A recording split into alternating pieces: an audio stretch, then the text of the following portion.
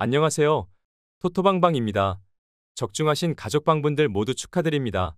저희 가족방에서 모든 경기, 언어범 및 핸디캡, 최종 조합 공유해드리고 있습니다. 적중률 높은 가족방 입장은 고정 댓글에 있는 링크로 문의해 주시기 바랍니다. 5월 11일 K리그 국내 축구 6경기 분석 시작하겠습니다. 첫 번째로 제주대, 울산현대 경기 알아보겠습니다.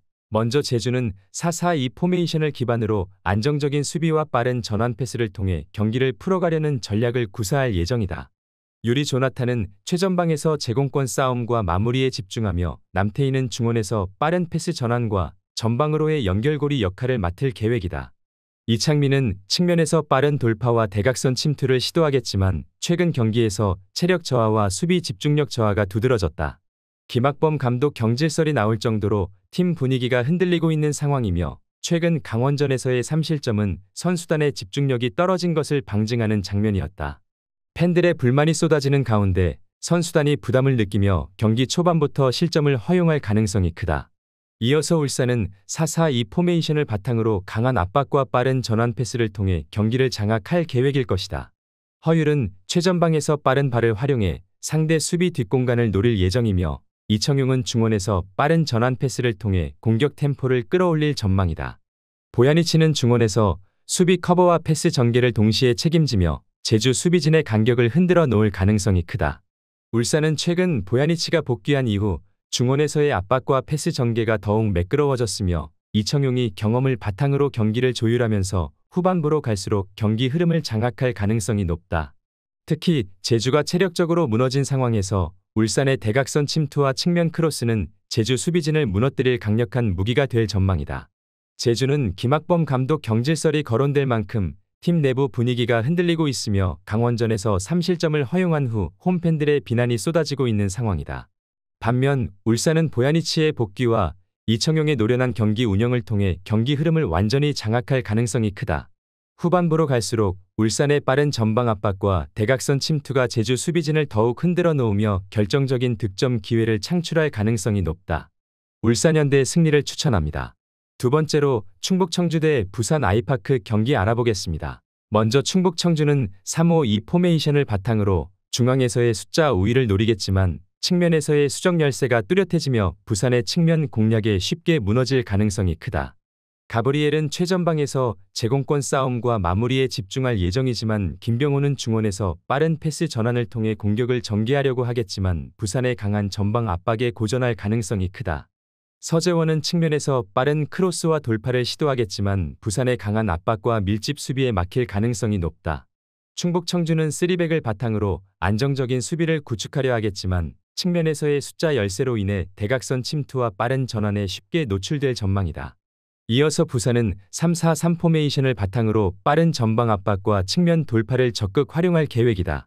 곤잘로는 최전방에서 제공권 장악과 빠른 침투를 통해 득점 기회를 창출할 예정이며 빌레로는 측면에서 빠른 발을 이용해 대각선 침투와 크로스로 공격을 전개할 가능성이 크다. 임민혁은 중원에서 패스 전환과 공격 전개를 통해 빠른 템포를 유지하며 부산은 후반부로 갈수록 강한 압박을 통해 충북 청주의 수비 간격을 무너뜨릴 계획이다. 부산은 측면에서의 수적 우위를 바탕으로 빠른 전환과 대각선 침투를 통해 충북 청주의 수비 라인을 흔들어 놓을 가능성이 크다. 충북 청주는 홈에서 중앙에서의 숫자 우위를 노리겠지만 측면에서의 수적 열세로 인해 부산의 빠른 대각선 침투와 측면 돌파에 쉽게 무너질 가능성이 크다. 부산은 곤잘로와 빌레로의 빠른 침투와 임민혁의 빠른 패스 전환을 통해 충북 청주의 수비 간격을 흔들어 놓으며 후반부로 갈수록 공격 템포가 더욱 강해질 전망이다. 결국 충북 청주의 3백 전술이 부산의 빠른 측면 전환에 무너지면서 경기 흐름이 부산 쪽으로 기울어질 가능성이 크다. 부산 아이파크 승리를 추천합니다. 핸디, 언어범 및 최종 조합 픽 받아보실 수 있는 가족방 입장 방법 알려드리겠습니다. 첫 번째로 영상 하단의 댓글을 클릭해주세요. 두 번째로 댓글에 가족방 링크를 클릭해주세요. 마지막으로 채팅 참여하기 누르신 후 메시지 주시고 답장 기다려주시면 가족방 입장 도움드리도록 하겠습니다. 그럼 분석 이어가 보도록 하겠습니다. 세 번째로 전남 드래곤 대 성남FC 경기 알아보겠습니다. 먼저 전남은 5-3-2 포메이션을 바탕으로 수비적인 전술을 운영하며 측면에서의 수적 열세가 뚜렷하게 드러날 가능성이 크다. 호나는 최전방에서 제공권 싸움과 마무리에 집중하겠지만 레안드로는 측면에서 빠른 돌파를 시도할 예정이지만 성남의 압박에 고전할 가능성이 높다.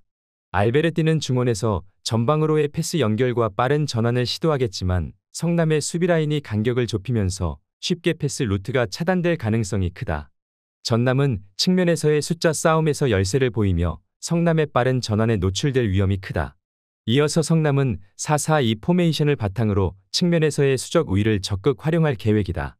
후이즈는 최전방에서 빠른 발을 이용해 수비 뒷공간을 공략하며 제공권 싸움에서도 우위를 점할 가능성이 크다. 김범수는 측면에서 대각선 침투와 크로스를 통해 공격을 전개할 예정이며 정원진은 중원에서 빠른 패스 전환과 전방으로의 연결고리 역할을 맡을 예정이다. 성남은 측면에서의 숫자 우위를 바탕으로 빠른 전환과 대각선 침투를 통해 전남의 3백 전술을 흔들어 놓을 전망이다. 특히 전남의 수비 간격이 벌어질 경우 성남의 빠른 측면 전환이 득점 찬스로 이어질 가능성이 높다. 전남은 홈에서 수비적인 전술을 펼치겠지만 측면에서의 숫자 열세로 인해 성남의 빠른 측면 전환에 쉽게 흔들릴 가능성이 크다. 성남은 후이즈와 김범수의 대각선 침투와 빠른 전환을 통해 전남의 수비 간격을 흔들어 놓으며 후반부로 갈수록 전남의 체력 저하를 틈타 공격 주도권을 장악할 가능성이 높다. 성남FC 승리를 추천합니다. 네 번째로 강원FC 대 김천상무 경기 알아보겠습니다. 먼저 강원은 4-3-3 포메이션을 바탕으로 빠른 전방 압박과 측면 돌파를 시도할 계획이다. 코바체비치는 최전방에서 제공권 싸움과 마무리에 집중할 예정이지만 최근 제주 원정에서의 체력 소모로 인해 이번 경기에서 득점력을 유지하기 어려울 가능성이 크다. 김민주는 중원에서 빠른 패스 전환을 통해 공격 템포를 유지하려고 하겠지만 김천의 압박에 의해 패스 연결이 끊길 위험이 크다. 김동현은 측면에서 빠른 돌파를 시도하겠지만 피로 누적으로 인해 후반부로 갈수록 돌파 시도가 무뎌질 가능성이 높다. 강원은 최근 제주 원정에서 체력 소모가 상당했던 만큼 경기 후반부로 갈수록 압박 강도가 급격히 떨어질 전망이다. 이어서 김천은 4-4-2 포메이션을 기반으로 체력적인 우위를 바탕으로 강한 압박과 빠른 역습을 노릴 계획이다.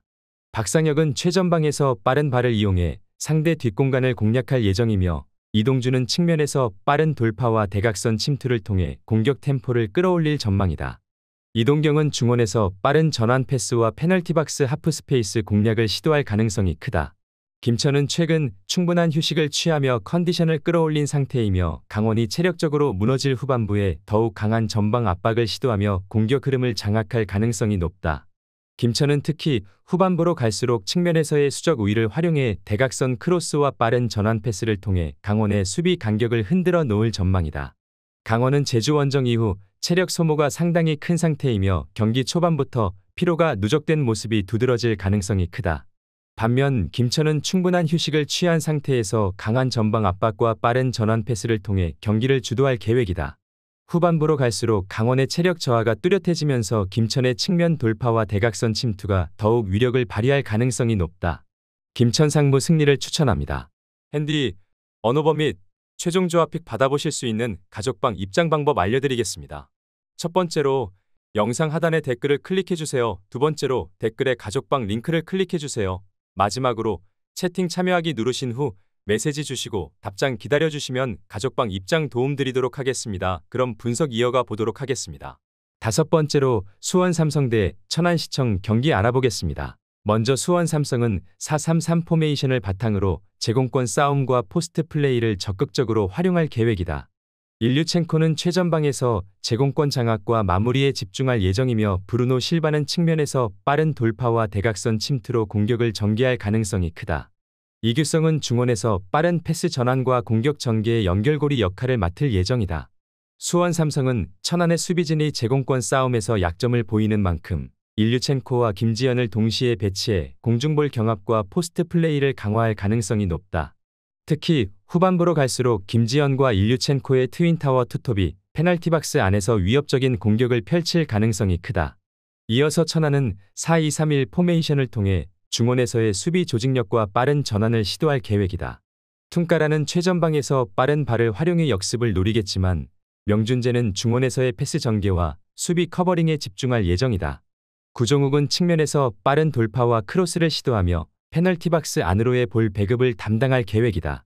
천안의 수비 라인은 이상명과 최진웅 등 프로 경험이 부족한 선수들로 구성되어 있어 일류첸코와 김지현과의 제공권 싸움에서 밀리며 실점할 가능성이 높다. 특히 공중볼 경합 상황에서 피지컬적인 열세가 뚜렷하게 드러날 전망이다. 수원 삼성은 일류첸코와 김지현의 트윈타워 투톱 체제를 가동해 페널티박스 안에서 제공권을 장악할 계획이다. 천안의 수비 라인은 프로 경험이 부족한 선수들로 구성되어 있어 공중볼 경합에서 밀리며 실점할 가능성이 높다. 특히 후반부로 갈수록 김지현과 일류첸코의 제공권 장악이 더욱 두드러지며 천안의 수비진이 페널티박스 안에서 쉽게 무너질 가능성이 높다. 수원 삼성 승리를 추천합니다. 여섯 번째로 광주FC 대 전북현대 경기 알아보겠습니다. 먼저 광주는 4-4-2 포메이션을 바탕으로 홈에서 강한 전방 압박과 빠른 측면 돌파를 시도할 계획이다. 헤이스는 최전방에서 제공권 싸움과 마무리에 집중하며 아사니는 측면에서 빠른 돌파와 대각선 크로스로 페널티박스 안쪽을 공략할 예정이다.